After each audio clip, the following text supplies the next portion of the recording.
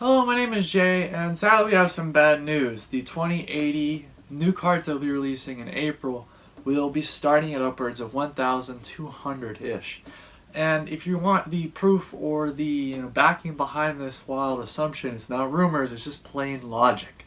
And I'm going to explain that logic today and why the prices, well, at least for that card, the newest card, will not be anywhere obtainable for most consumers. And I also want to make a point though, if you're interested in gaming at 4K, the 1080 Ti market after this new card releases will probably be dirt cheap, relatively, and maybe even back down to where you could get one originally back when they first came out. So the first question, I have a series of 4 things to explain, and one question for you. Why would NVIDIA, the resellers, the brand name or brand board partners, all 3 of those companies say, I don't want more money? Because basically what they're going to do is they're going to release this new card. This new card is going to basically, depending, I'm going 2070, 2080, depending around there. They're going to release this new card and they're going to be like, hey, I don't want the extra money. I'm not going to price it the same as the last generation card. So, I mean, if you're going to make a new model and you're going to put, I don't know, 30% extra performance, better power consumption, why the heck would you sell it for less than your last model is going for? I mean, I'd expect 30% more in the price. And if you think about that, 30% more is almost $1,600 for of course you're going off of $1,300 for the 1080. Then you're expecting $1,600 for the 2080. And to think about that, that is going to be absolutely insane when prices come around. So why would a company price their card what it used to be, which was like $500? Why would they price it for a third of what they could get for it? Because obviously the newer card is going to run better. So why in the world would someone want to do that?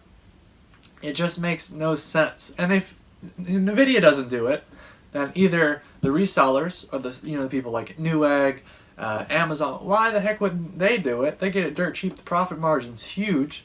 Same for NVIDIA. Or finally the board partners that are making these custom coolers. Why not, hey, if all these cards are going to sell out, I'll just make my card have super fancy fans, which probably still won't be worth that price, and still sell it and people will buy it. At least the miners will. Poor gamers who are kind of in a bad situation. So my next question to ask you is, so you've got all these new components in here. We've got a lot of different stuff that we're not seeing before. It's supposed to be DDR6. Now that's very expensive compared to HBM still, so that might also account for some of the higher prices. Now obviously, why they decide to put HBM's or DDR6 GDDR6, oh boy. Why I decided to put that in there, I don't know. It really won't make that much of a dramatic difference, but I do feel like people that's just going to account for more of the cost. And the final thing I have to ask you is, even if these cards come out, even if there is enough for everybody, even if they are at MSRP, I don't think there'll be enough for everybody, no matter how much they do it. Miners are pretty much going to go, the 310 Ti's that I have, no offense to miners, I'm just saying, the big miners are the ones I have problems with, the bigger miners. But anyway, so they're going to sell all their 300 cards, they're going to get all 300 new cards, and then the supply of cards goes dramatically down, and we are now stuck with only, out of the 1,000 cards, we only have, someone took 300, and another miner takes 300, another miner takes 300, and those last 100 cards are designated, maybe gamers had a chance of getting them, now are probably $2,000 because they are, producing that much in crypto. And you're sitting there and you're going, well, even if the MSRP is that, the price, there's no way that you could, when someone has an option of getting something newer, and someone has an option of getting this old card that's like triple the price, no way someone's going to go, oh yeah, I want to go pay the triple the price. No, they're going to get the newer cards. And that means just the supply of it and the price of it is just going to go through the roof, just like it did with the old crypto cards. At least the 1080s and 1080 Ti's, all that stuff is going to go through the just like it went through the roof. So I mean, I cannot imagine that we are not going to see something upwards of at least $1,000 for the GeForce 20 series. There's just no way. There's so many things that would have to not happen. Like the companies would be like, oh no, I don't want to be greedy.